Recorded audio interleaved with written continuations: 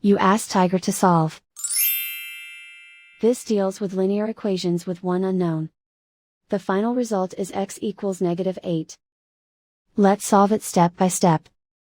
Simplify the expression. Expand the parentheses.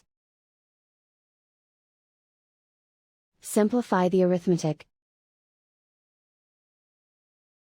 Multiply the coefficients. Expand the parentheses. Group like terms. Simplify the arithmetic. Group all constants on the right side of the equation. Add 2 to both sides. Simplify the arithmetic.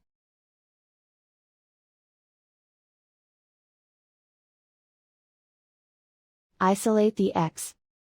Divide both sides by -16. Cancel out the negatives. Simplify the fraction.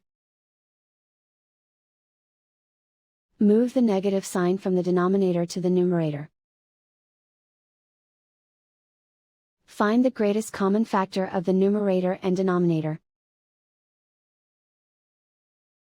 Factor out and cancel the greatest common factor.